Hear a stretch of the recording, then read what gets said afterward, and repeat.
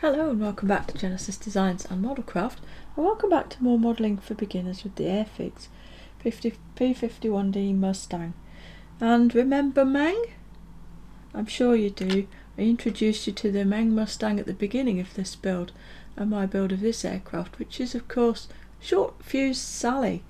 And on the last video, I think it was, or maybe the one before, Claymore 5, hello Claymore, commented that the completed Mustang Short Fuse Sally was piloted by Colonel Richard E. Turner, who wrote an account of his war called Mustang Pilot, which Claymore first read in the 70s as a kid who would devour these wartime accounts.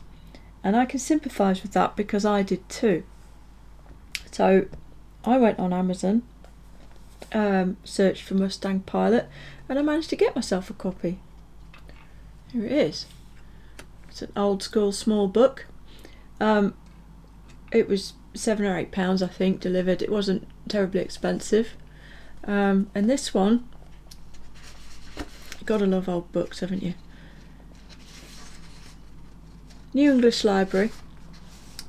First published in Great Britain in 1970 by William Kimber and Co Limited. And this is the first New England Library paperback edition from January 1975. Almost as old as me. Originally cost 35p, as you can see there, with all these other prices on the back here. At some point it was for sale for £3, so I think at £8 there's a pretty decent return there, but I'd say it's been read a few times. But I'm looking forward to having a look through that and reading it. I really love the history associated with builds like this. Almost as much as building it, and having that sort of tangible link is something that I really do enjoy. So thank you very much, Claymore, for putting me onto that, and I'm looking forward to reading this. Now back to Loo 4. Here we are. I'm sure you can remember from the last episode, the last thing I've done on this is of course flattered it down yet again with Trizact. So I've got a lovely smooth surface. It's sort of glossy but not glossy. It should be an ideal kind of surface or finish really, actually, to do some washes and some oils work. So what we're going to do, we're going to have a little foray into weathering on this one. Nothing too dramatic, but hopefully something that can give you all a few ideas. I think it's important with weathering to decide what you really want out of the process before you start, or at least somewhere before you finish it. Many modelers' approach to weathering is to produce an interesting finish, primarily, which is absolutely fine. I've got no issues with what anybody wants to do with their models, because they are their models and it's up to them what they do with them. My primary goal with weathering is to try to improve realism to an extent, or to follow what I see in period photographs of the real thing. Not necessarily just to produce an interesting finish or just to break up smooth paintwork, but really just to try and impart a sense of realism into a model which is otherwise somewhat compromised when it looks like this. So that's the way I look at it, and because that's the way I approach it, that's what I'm going to go through and talk about in this video. If your personal approach is that you wish to present a more interesting finish rather than potentially strive for a sort of realism with your effects, you use exactly the same techniques, you just use them less subtly, honestly. Make the contrasts a little greater, and make the depth of the sort of weathering processes a bit greater, just to give a bit more contrast, and that's really the only difference. So I'll grab out some things, and I think we'll start with a wash. Right then, for getting wash in, there's a lot of ways to do a wash. I've probably touched on a lot of the sort of reasoning behind this in previous episodes and previously just generally. On this model, I'm not really interested in heavily emphasising panel lines or surface detail, because in the pictures none of those things are heavily emphasised. The panel lines for the most part aren't really visible. So what I didn't want to do was pick out a real dark colour and go around filling up panel lines with that. I've picked a few out from my collection to use. I've got this SMS wash, which is a sort of a pale grey colour. I've got two Tamiyas, the brown and the dark grey, and I've got the MIG Starship Streaking. This is from the Streaking Effects range, and as it comes out of the bottle is a bit on the thick side for a wash, but it is a really good colour. It's just a sort of general grimy colour. Oops. And what I've done is I've taken some of this SMS, which is very, very thin, put it in here, and then I've put a touch of this in there to make this sort of olive drab looking colour really. And I have painted that across the entirety of this wing and the tailplane, and it's in the process of drying as I speak to you.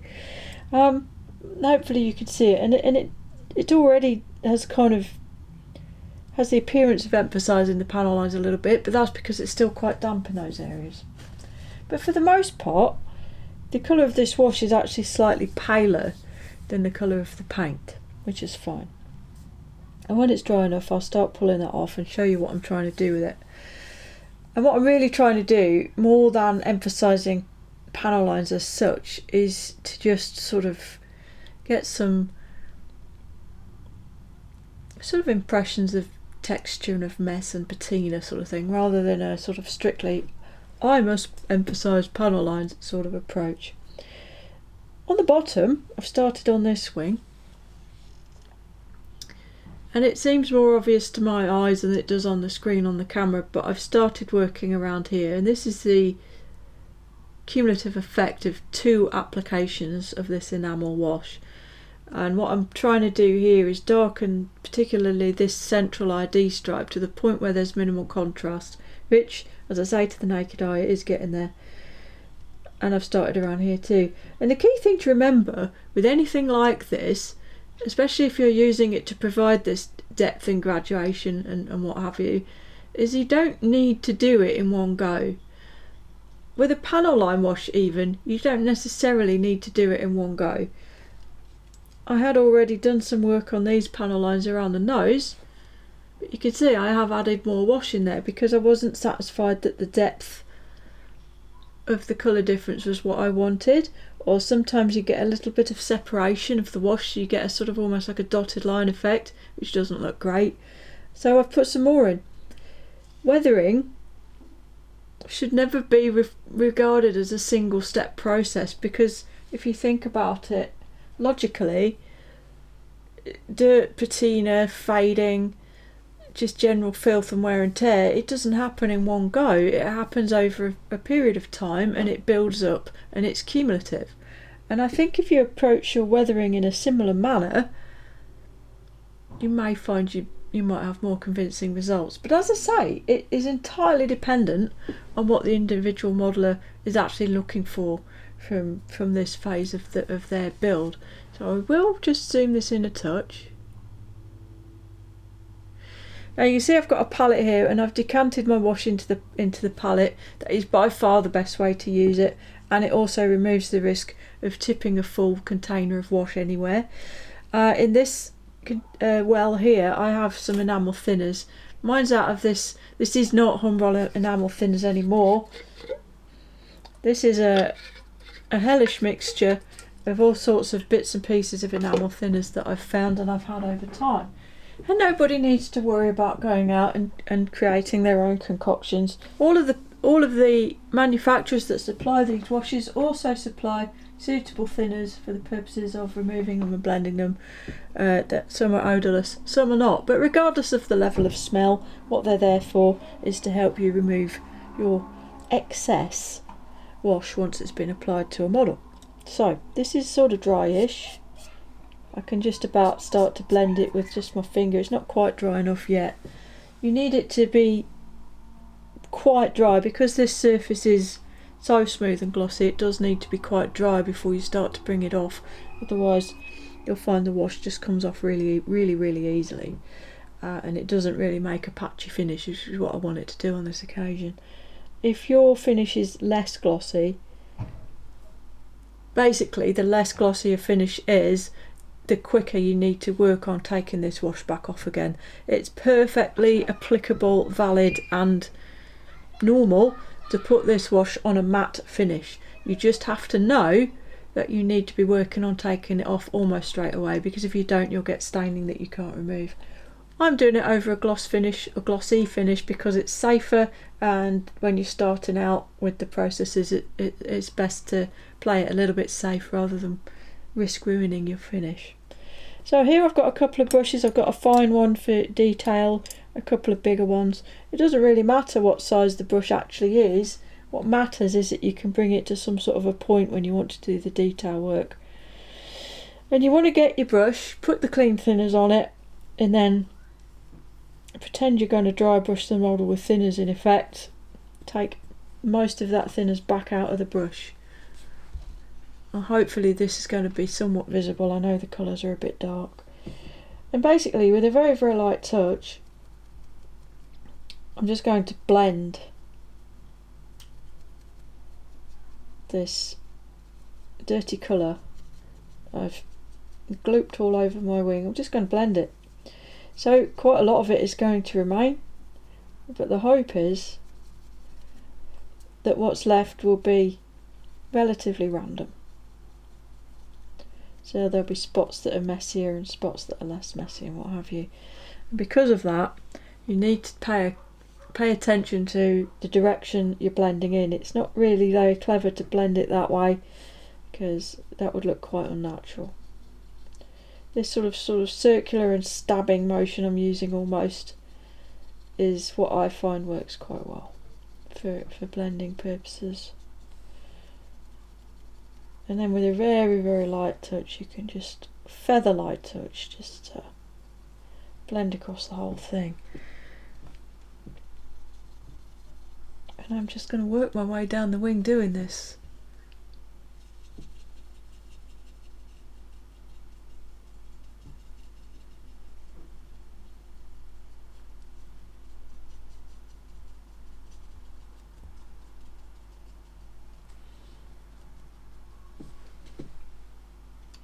One of the key effects that this will promote is almost going to be, I'm going to clean the brush now. You have to periodically just, the brush is picking up wash all the time. You see how much dirtier that thinners is now. You do need to go back in there and re-clean the brush every now and again. Yes, this is almost working like a filter, like a heavy duty filter really. Filters were all the rage a few years ago, weren't they? And what it's doing really is almost homogenising all these colours together, because they do look quite bright and stark when you initially put them on and you think, oh golly, that doesn't look very realistic. But when you go back in and start doing things like this, using flat coats and washes and weathering, etc., it does tend to pull everything together a little bit.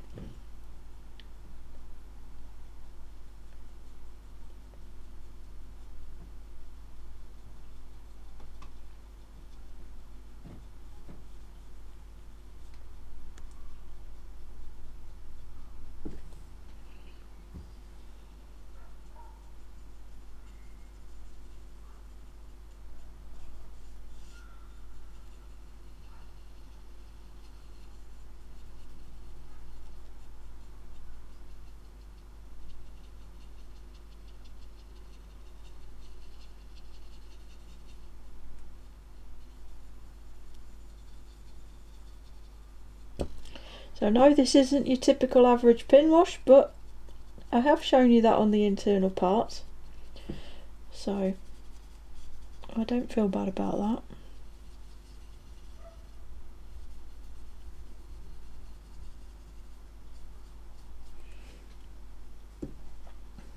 And it might be a bit more visible what's going on when I go over this white area. Hopefully you can see I'm not really collecting it into puddles or piles. It's not making sort of really obvious streaks. It literally, I really am just kind of, well, dry brushing with nothing, and it's just blending.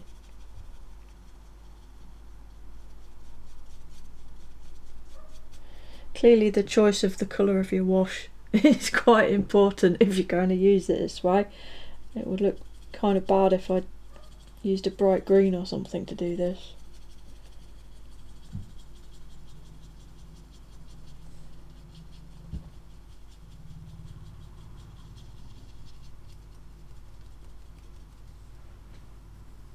If I just make the brush slightly wetter, and that will show you what happens if you've got a less clean brush.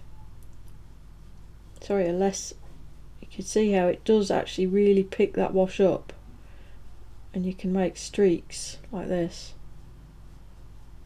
really easily. But equally, this is going to wash the colour off a little bit more, so you'll end up with an area that looks a little bit different from the rest.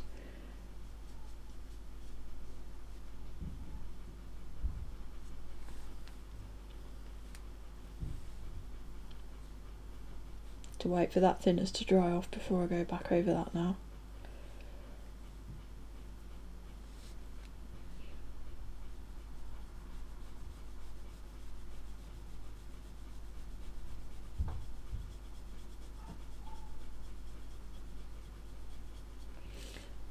But really and truly, I think the important thing here is to keep it really, really light, really minimal pressure on the brush. As I say, if the finish the wash is going on to is less glossy, you know, if you put an initial matte coat on here, you can be a lot rougher with it because the wash is going to stick a lot more.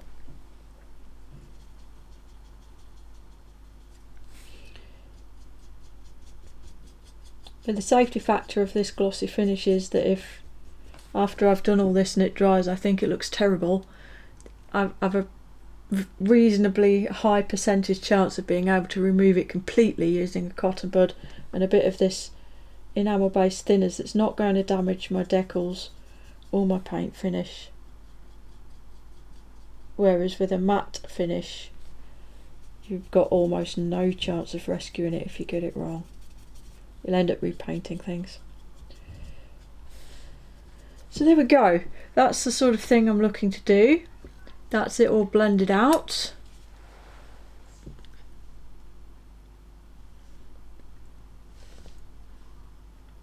And compared to the other wing, it's a bit darker. You can see the panel lines a bit more. Just looks a little bit different really. But it's not in your face, it's not obvious. Once the wash removal is to your satisfaction, you need to leave it alone. And you need to leave it alone for quite a long time. The thing with enamel washes, which is something you cannot do with oil washes, is you can layer them. You can put subsequent layers of enamel wash over the top of this and they will stay. They won't pull this back off again. They actually will on this because of the gloss finish, but with a slightly more matte finish you can layer your enamel effects on top of each other, but only if you let it dry. Absolutely let it dry. So how do you know it's dry? If you touch it now, it feels a little bit waxy almost, slightly sticky is too much. It's not sticky, but there's a real slight kind of weird waxy texture about the surface of the model. When the wash is completely dry, that texture will not be there. Under here, it doesn't feel camera. Here it doesn't feel like that, it just feels normal. So that's how you know it's completely dry. The other way you know if it's dry enough or not is if you start wiping your previous layers off. Then it becomes obvious fairly quickly.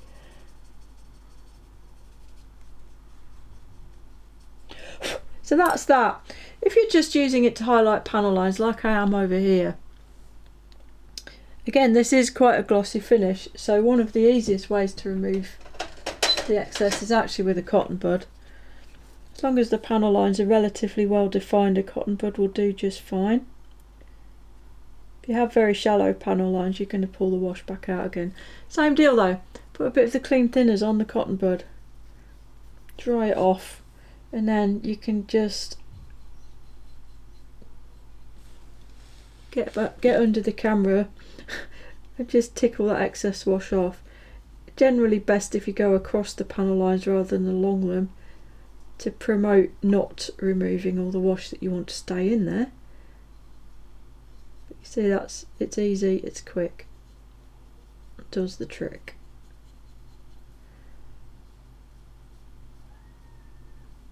The slightly more long-winded method, I say slightly when what I mean is much more long-winded method, is to use a brush, again moistened in thinners, making sure it will come to a point, and you remove the wash in a much more clinical fashion. The beauty of this is accuracy.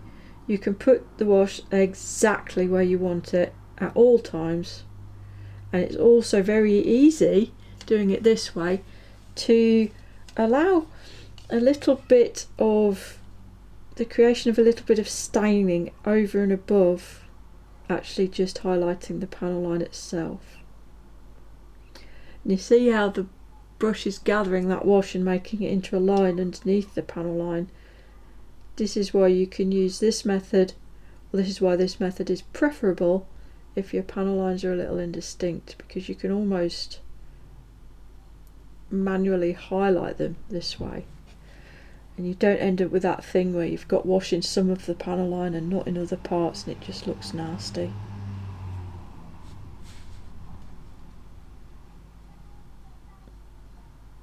It's easy enough to do, but it is a little bit on the time consuming side. Particularly let me turn this the other way up so I can do it. Move that out of the way. If you want to make some streaks, for example, I don't want streaks here, but I'm just going to show you anyway, if I can see what I'm doing.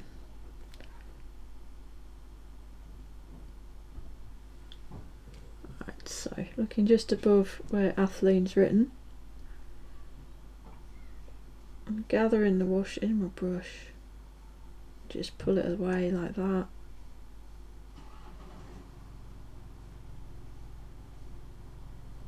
And then we've got streaks happening onto this area of the fuselage.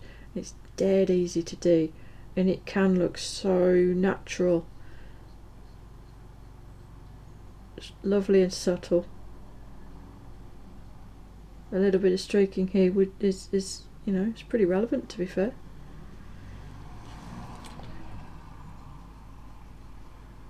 And there you have it. That's the two really useful ways to remove the wash.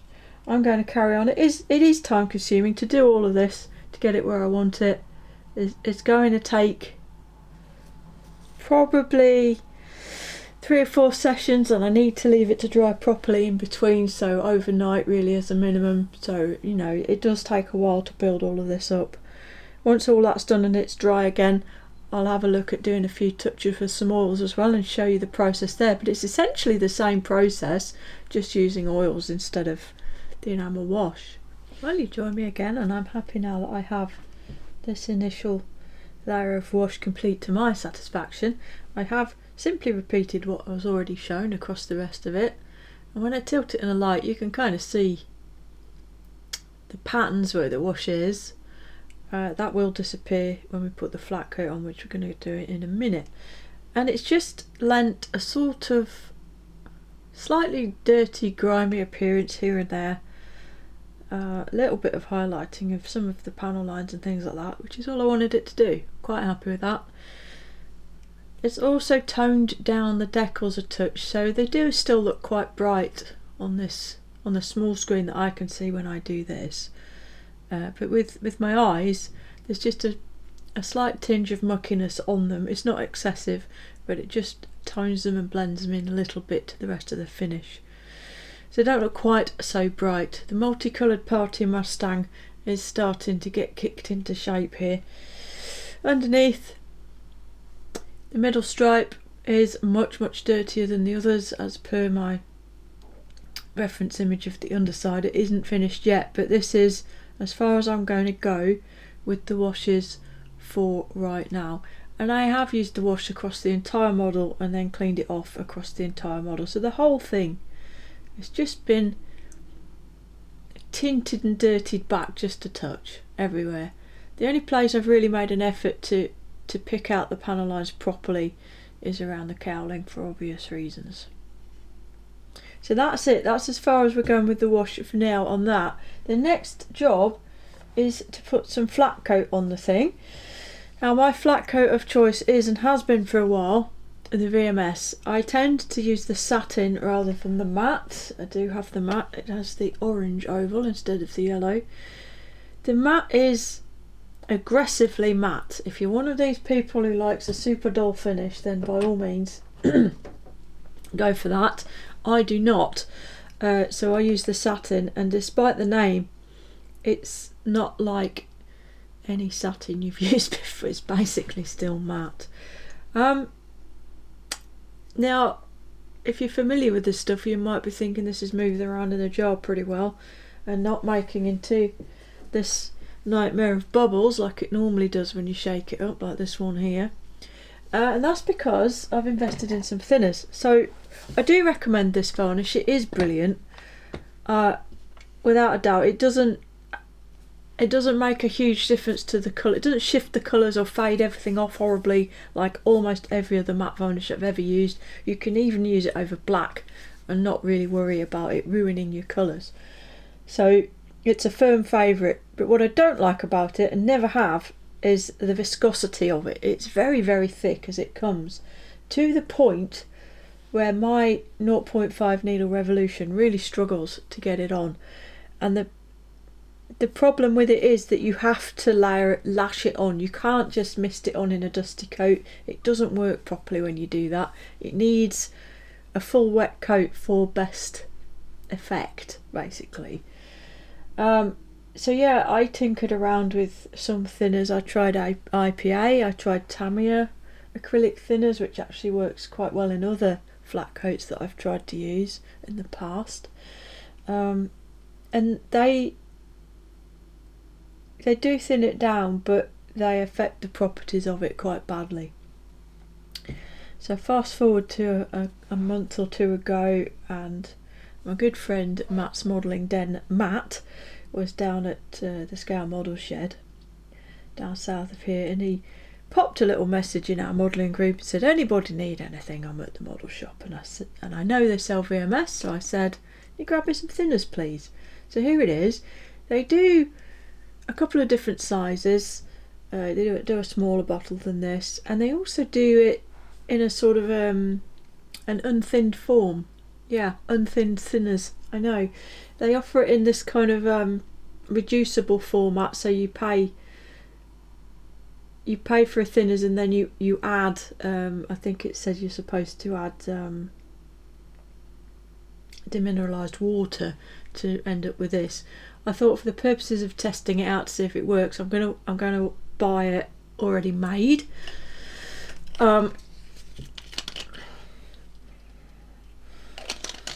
The sniff test doesn't help me much. It's got something in, I recognise the smell, but I can't identify it.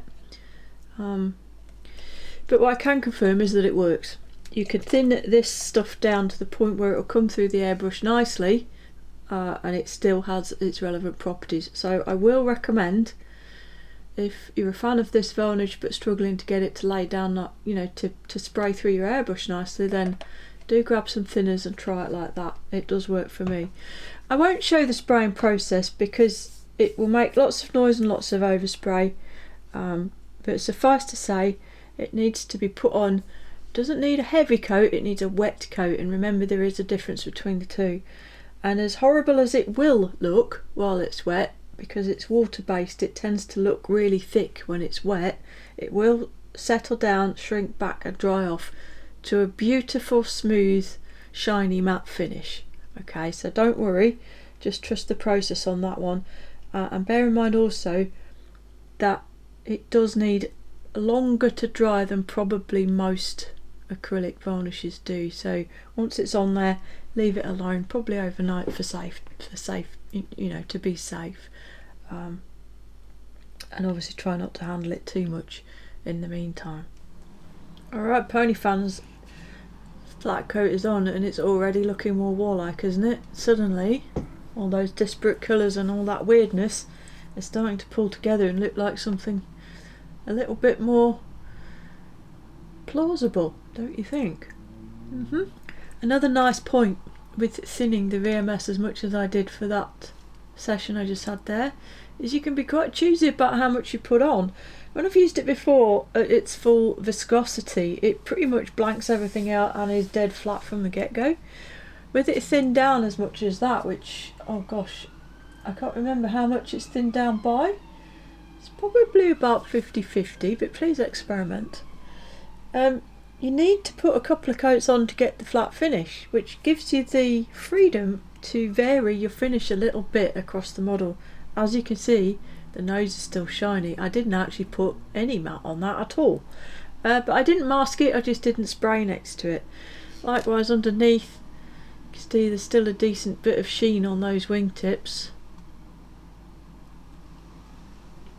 Also hopefully quite obvious how the decals have just disappeared into the finish now. Sure, you'd be able to see the edges if you look closely, but on normal inspection that's just fine and dandy. So I started demasking the canopies, and I think there's probably 2 points of a model which for me are just super enjoyable. One is putting decals on, because I feel like the model starts to take on its identity as the decals go on, and the other is demasking. My goodness, because all of a sudden it starts to look like a model instead of a thing. Tamiya tapes come off the canopy, no bother at all, as it always does, but bare metal foil is a bit of a different matter. It does stick really, really well. Obviously it's designed to be a permanent finish, so it does stick pretty well, so you do need to be a little bit careful about how you take it off. I just use the same old tweezers as normal, and I've got it on its side, and I'm being very, very, very gentle. I'm really not putting any pressure behind it, but I'm just using the side of the tip of the tweezer to just gently tease the edge of this foil up till it gets to a point where I can grab hold of it, as it has now. And once I can grab it, I just move it away, take it off. This is coming off quite easily because it's not been on there all that long. You'll find if you're one of these people that has a model sat in the wings for months on end, which I am, that the foil can get super duper stuck, and it can be an absolute pain to get off.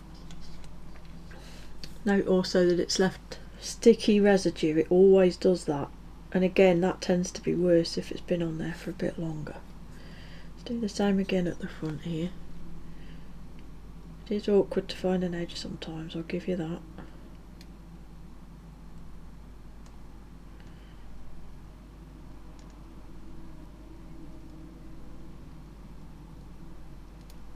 This is really the only downside of using bare metal foil as a masking media, but the results justify it for me. They may not for everyone, and I realise that. And this is what more normally happens. It will come off in 1mm square sections. It will take ages, and it will test your patience.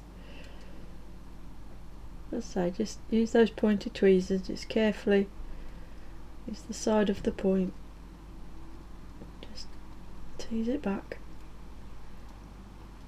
And eventually, we'll get there.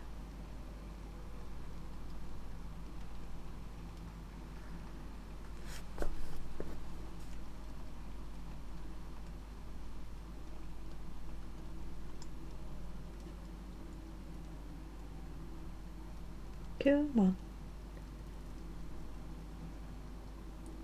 There we go.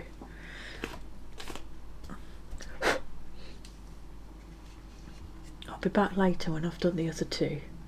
Next job then is to get this sticky residue back off these canopies, and I won't lie, it can be a bit of a pig of a job, but I found a way of making it super duper easy, and I'm going to share that with you now. You need a cotton bud and some kind of cleanish, softish sort of cloth, and you need some WD-40. Now I think think this is probably available pretty much everywhere and anywhere in the world. I have not tried to do this with any other similar thing to WD-40, only actual WD-40, and I know it works with this. If you can't get WD and you can get something similar, then by all means try it, but I would test it out on a spare bit of Canopy before committing to your model. So I've got a little cup here, and rather than squirting it all over everything trying to get it on the cotton bud, I've chucked it in here. I think possibly may have got this from McDonald's, can't really tell. So obviously probably, and a little bit of WD on the cotton bud, and then just go where the glue is, and it will very swiftly be removed by the WD.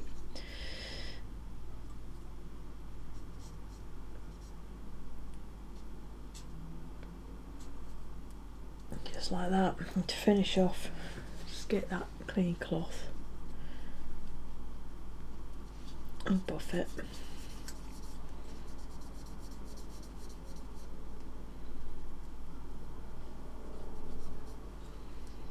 I tend to find that the WD leaves a really nice finish, so I don't generally polish the outside of the transparency any further than this.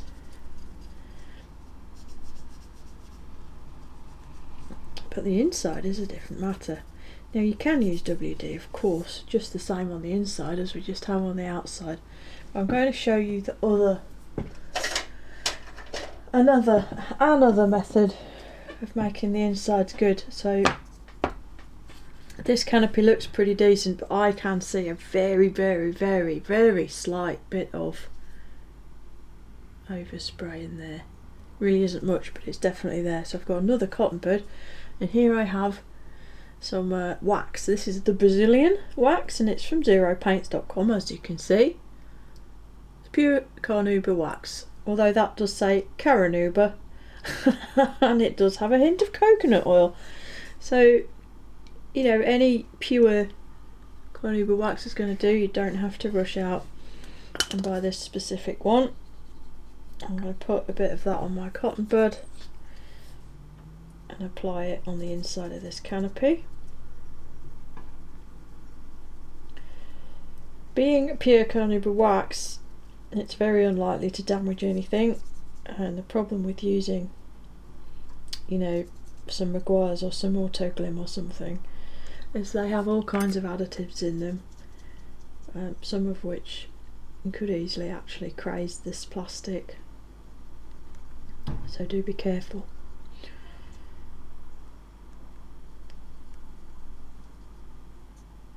Okay, now I'll just initially buff that back out again with the other end of the cocktail stick.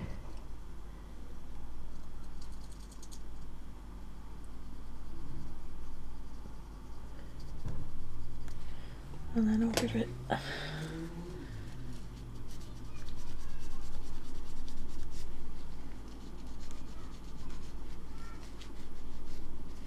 that will go over with the microfiber cloth, and there we have it.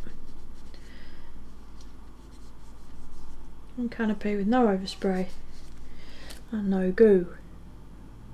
Looking rather splendid. So I'll just repeat that process on the windscreen.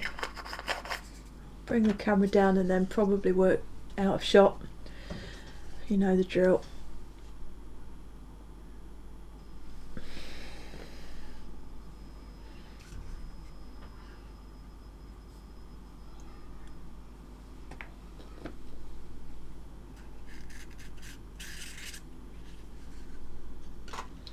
One big bonus to this technique for me, obviously it's a very personal one, but my very first job when I was 16 years old, I got a job on the YTS, the Youth Training Scheme as it was known back then in the UK, and this job was at a vintage vehicle restoration company,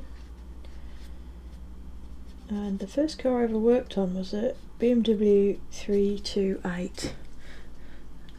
not an E46 or an E36, no, a 1938 BMW. Beautiful car.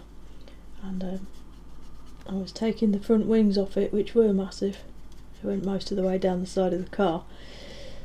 And doing all the bolts, 13mm if you're wondering. And using WD-40 to try and help speed proceedings along. To this day, every time I smell WD-40 I'm reminded of that.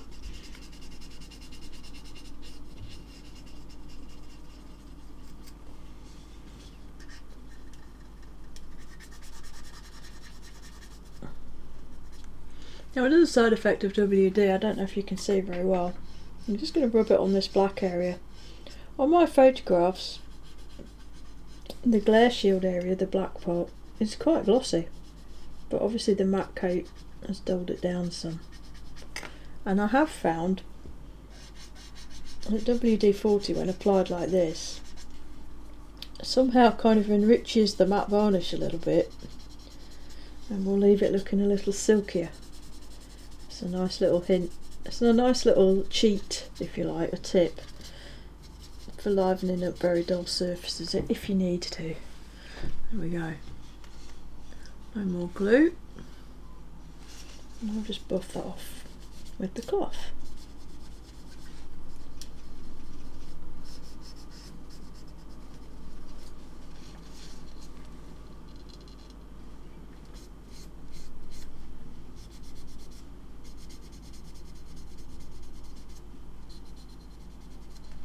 All done. And that is the Canopy's clean and glue free and looking rather nice. Now while the main model is resting to one side, what I'm doing now is just fiddling about with some of the little bits, getting them to a point so that when the main paintwork is done I can just get into the final assembly and the model's there. And one thing I do like to do is put a bit of effort into things like these. So these are the retraction arms for the main undercarriage doors, and as you can maybe tell, I've made the shiny bits really shiny. So with an actuator, hydraulic actuator, the ram is hard chrome plated and as such needs to be properly shiny, and there isn't really a good silver paint to do that with. There is such a thing as a chrome marker pen,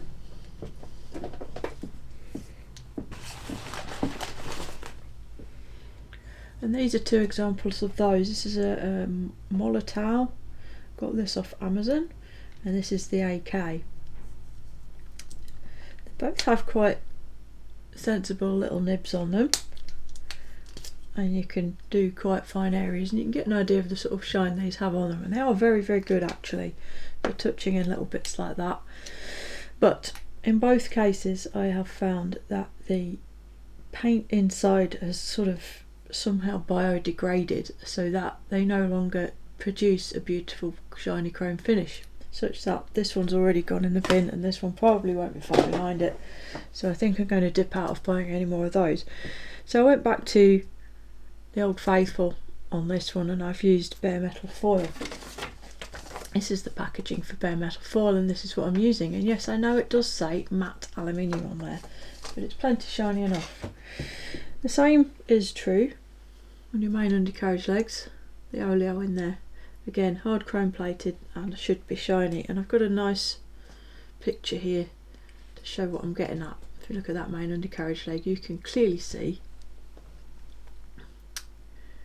bright shiny oleo, and raised undercarriage doors and lowered flaps. They do exist. Oh, also taped over gun barrels. So I'm going to quickly show you how to do that with bare metal foil. First of course you need to measure the length or the width of the strip that you need, and most of the time I do this, to be honest, by just eyeing it up on the sheet. Obviously you could use dividers or a ruler and measure it if you would prefer, but I generally just eye it up. And I've got a piece here because obviously I've already done the other one. So cut a small piece like so.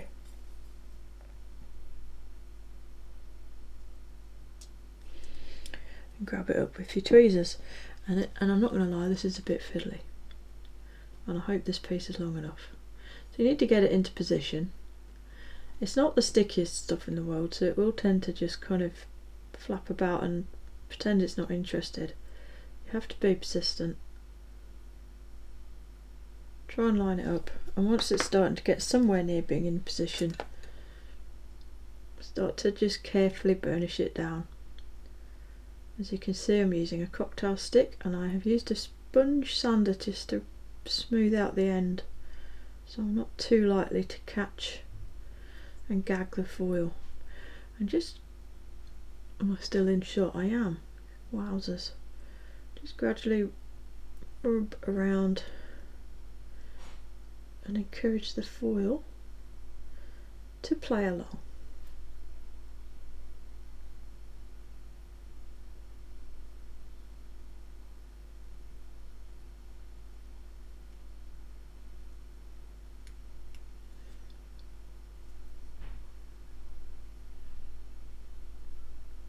Like so.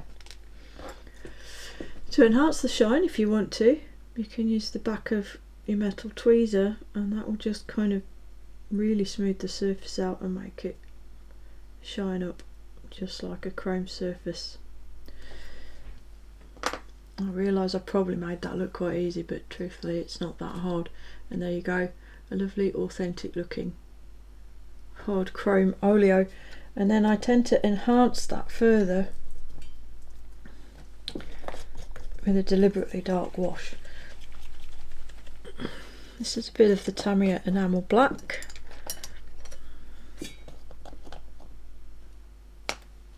And I'll take some off of here and put it onto a fine brush, and then just touch that around the top like so, and it will serve to just really delineate that piece of foil. It's not as necessary when you've got a sort of coloured undercarriage leg, but when your undercarriage leg colour is silver, it threatens to blend in a bit too much. And there you go. Just brightens the whole leg up, I think, and just makes it look a bit more authentic, the silver paint. The other place that I want to use foil is on the undercarriage door. So these have this sort of strip. I presume it's a protection strip for where if the wheels are still rotating when the undercarriage is raised. And I've put a piece of foil on there as well. It's exactly the same method as ever, really. You need to cut a piece of foil that's big enough for the job.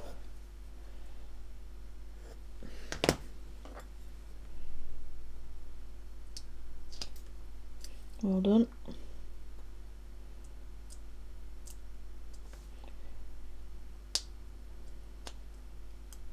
Still big enough, I think.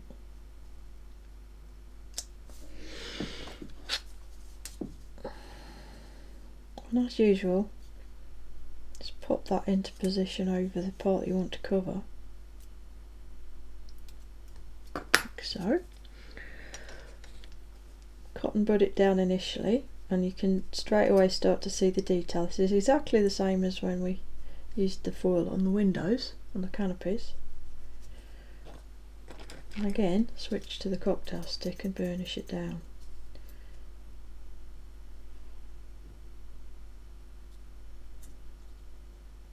And notice that I've stuck to just burnishing that flat portion down first.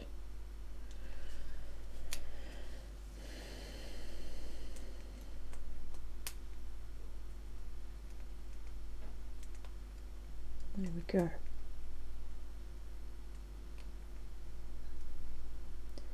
Truth be told, I've actually used normal kitchen foil on this one, but I decided to demonstrate bare metal on here, as this being aimed at the more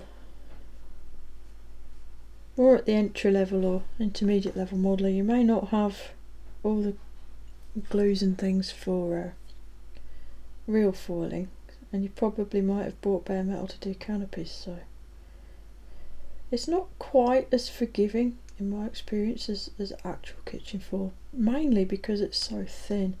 It's got a kind of flexible plastic backing to it. It's a bit weird, this stuff. But if you're careful, you can get it to conform, as you can see. With this sort of indentation, just start on the edge and just be patient, just work your way around and down. Make sure your cocktail stick's not too sharp because it will just poke a hole in it. There it is.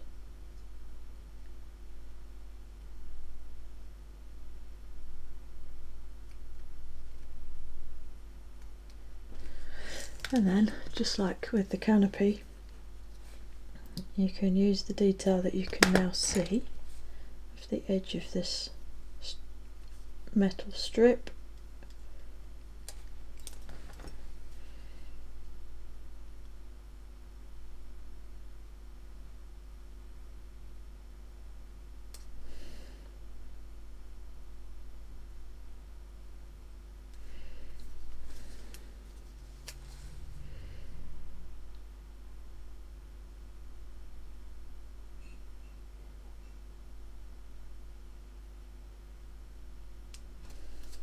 Trim it off.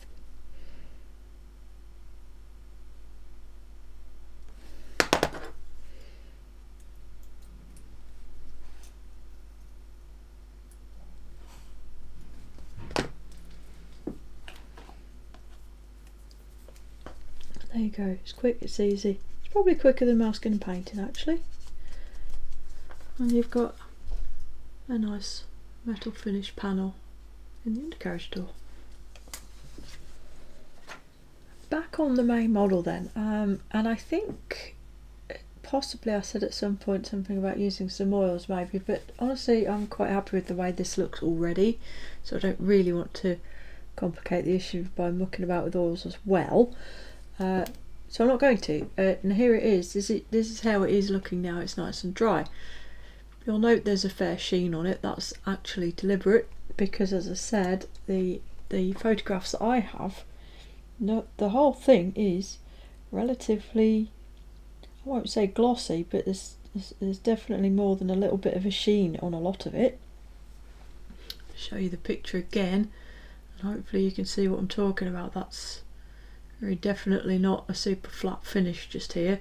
So you're going to think I'm a nutter, but what I've done actually is I've trizacked the matte coat. I bet you never heard of anyone doing that before, did you? So one of the things with these very water-based clears, I don't know chemically speaking how it's done, I'm not a chemist, but these don't really flow. If you don't put these on wet and get them flat when you spray them, they basically will dry how they sit, very very firmly. Some kind of, I don't know, almost like spray on plastic or something. Probably make myself so stupid. Anyway, if you don't get a really smooth coat, you don't have a really smooth coat, and there's no getting away from that.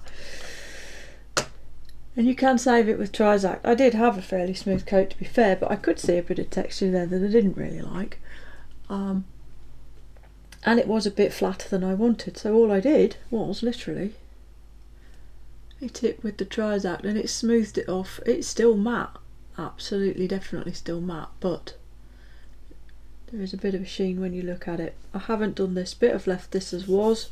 It has a smoother finish anyway, but it's closer to what I see in the pictures as well. So what I'm actually going to do for the next and really the final-ish phase of weathering for the purpose of this build and this model is get the smut mix out. This is what I use for exhaust staining, but it is also a really good general sort of weathering finish. And what it is, it's a mixture of black and XF64 red brown Tamiya, 50-50ish maybe, and then there's a lot of IPA in here. It's very very thinned down and it's really stuck.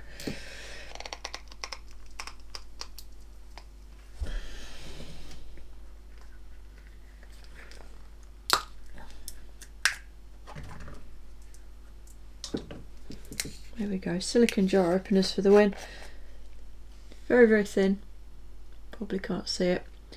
Thinned with the IPA, and there is a little bit of mist colour in there as well, just to really keep it dissolved. So I'm going to put some of that in the good airbrush, because I want to be able to be quite fine with this.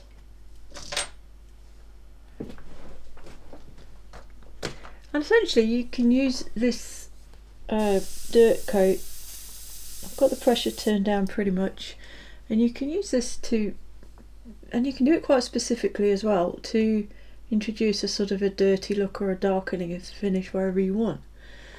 So principally I'm going to use this on the underside to sort of accentuate what has already been done here with the wash. And you can put the lightest coat of this on, and it picks up on the wash, and it really just brings it down beautifully.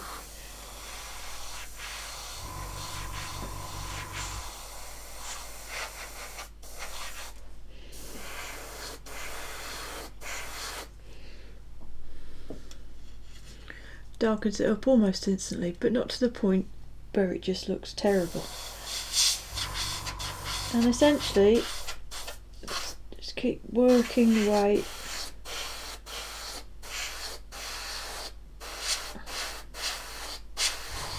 Just light coats.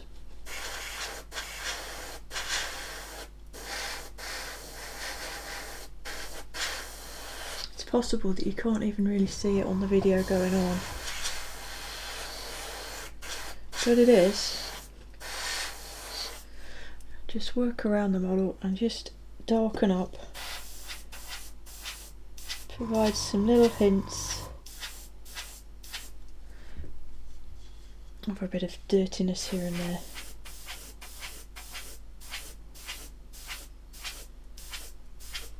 But it would be fascinating actually to do this, build this aircraft maybe in a larger scale, because the patina on the photos is quite marvellous. There we go. There's no exhaust stain at all visible on the photo, so I'm not going to add one.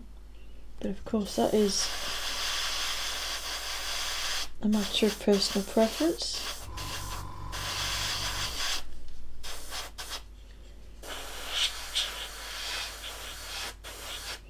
And another thing I like with this, and in particular with this airbrush, because it is so precise, or can be, is we can do turn the pressure all the way down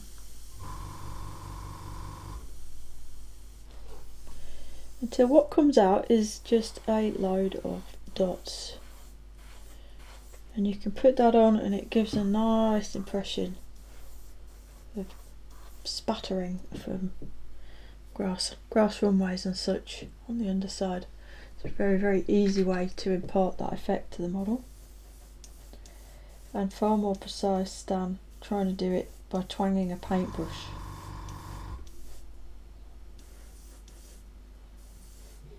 Which I know is the more traditional way of adding speckles.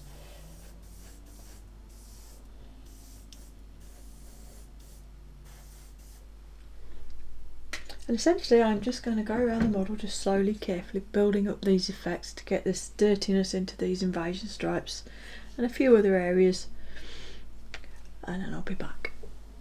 And that's pretty much where it sits after I've applied that. There are other things that could be done here. You could do a bit more with washes, especially around the fuselage fuel tank filler here. There's clear signs of sort of staining and bits and bobs in that large photo you just saw. I'm not going to on this model because I don't want to get beyond the sort of intermediate level that we've been working at. So I'm happy with this, and I hope it's reasonably clear that you know there's interest in this finish, despite how little time we've spent actually weathering it. Essentially, this is just a sort of a filter slash wash and a little bit of muck spray, and a bit of work with texture via matte coat and Trizact, and it's a really nice finish. Underneath it's quite dirty looking, but actually isn't anywhere near as dirty as the photograph of the original, but I chose to stop there. Note that I've fitted the pylons to the wings, and they have had a little bit of a sort of a spray over as well, otherwise they'd have looked bright and brand new shiny when fitted. And that's a key point actually if you're applying any sort of weathering finishes, to remember to work on all the parts as you go along, which I have been doing. So these have all been painted, sort of weathered and messed about with and flat coated as I've been doing the main model. I have alluded to that, but I haven't shown it because essentially it's all the same processes. Just a couple of little bits to pick out. The wheel covers, well, they're not really wheel covers, the front half of the wheels there were painted in the LP11, then they were washed with the same wash as the model, and then they were dry brushed with the bright silver just to pick out the nice raised detail on them. And I did the same thing actually with the wheel hub detail. Everything else has just been done as I showed you. The exhausts themselves, here they are, oh, here's one of them, were painted with that metal colour stainless. Then I went back over the shroud with a slightly brighter colour, and now I've painted the actual exhaust stubs with Tamiya black enamel, well, panel line accent colour, as you can see. And I've not wiped it off or anything, I've literally used it as a paint, and that tips off the stubs into this nice sort of dark colour. And yeah, everything has just been painted as I've gone along. So I'm basically now at the point where I can put the rest of the model together, literally final assembly, and it will not take long because all of these parts have been test fitted and adjusted as I've gone along. And I think I have noted to you if there were any problems. I had to trim the mounting for the exhaust stubs very slightly to get that to slot in nicely. I have also trimmed the mounting stud for this inner door pair slightly as well, to get that to slip in easily, but that's it. So I'm going to do final assembly. It's all very simple. These sway braces and things, links, I will brush paint with the aluminium Mr. Metal colour when I fit them. And I think the next time you see the model, it will be complete. And that will be in the next and final instalment of this more modelling for beginners build with the Airfix P-51D, where I'll take you through the final assembly. If there were any little issues that raised their heads, just detail exactly what I've done to get from there to the finish, and give my thoughts on the kit, the build, the finished model, and actually some of the feedback that I've had from you chaps along the way, both good and less good. So as usual, thank you very, very much for watching. Thanks for the participation, those of you that are building along with me. Thanks for all the comments. There's been some really useful and some really insightful ones. I really appreciate that. And as always, thanks for all of your support generally. I do really, really appreciate it. And with all of that said, until next time, I think it only remains for me to say, look out for yourselves, look out for each other, and Genesis out.